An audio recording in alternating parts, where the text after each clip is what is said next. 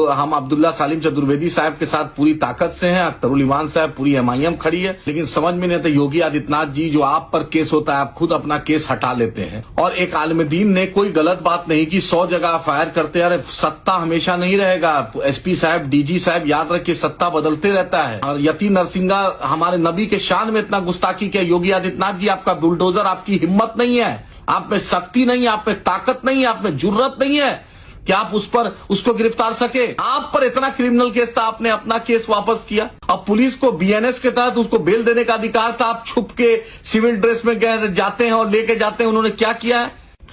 जैसा कि आपने देखा कि सीमांचली नहीं, बिहारी नहीं, हिंदुस्तान के मशहूर आलिम दीन और बहुत ही बेहतरीन मुकर्रिर अब्दुल्ला सालिम चतुर्वेदी साहब को उत्तर प्रदेश पुलिस या एटीएस उत्तर प्रदेश ने गिरफ्तार किया है। एक आलिम दीन है, उनको इस देश में संविधान अधिकार देता है बोलने का। उन्होंने किसी को गाली नहीं दिया, उन्होंने हक बात कही, पढ़े लिखे आलिम है। जिस तरीके से उत्तर प्रदेश पुलिस ने व्यवहार किया, ये बहुत ही अफसोसनाक है।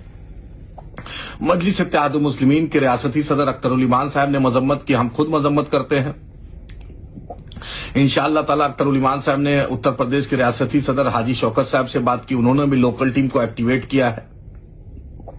लेकिन समझ में नहीं आता योगी आदित्यनाथ जी, जो आप पर केस होता है आप खुद अपना केस हटा लेते हैं। और एक आलिम दीन ने कोई गलत बात नहीं की, 100 जगह फायर करते हैं। अरे सत्ता हमेशा नहीं रहेगा, एसपी साहब, डीजी साहब, याद रखिए सत्ता बदलते रहता है।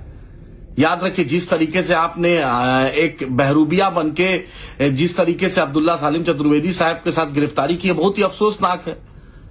और हम हिंदुस्तान के अदलिया पर भरोसा है, हिंदुस्तान के अदलिया से हम इंसाफ मांगते हैं। आखिर उनकी क्या गलती थी?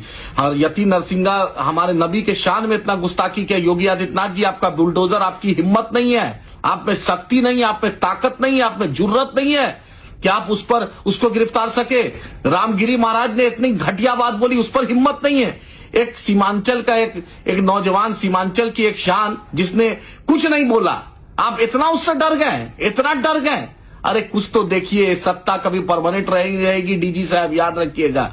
उस आदमी का कोई गुनाह नहीं है, आपने ताकत के बल पर 50-100 जगह आपने एफआईआर करवाया। मुझे उम्मीद है इस देश के सुप्रीम कोर्ट ऑफ इंडिया से, इलाहाबाद हाई कोर्ट से, कि इंशाअल्लाह उनको इंसाफ मिलेगा।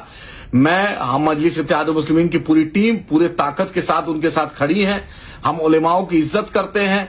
और आज जो योगी आदित्यनाथ की पुलिस जिस तरीके से बर्बरता की है, ये नाकाबिले बर्दाश्त है।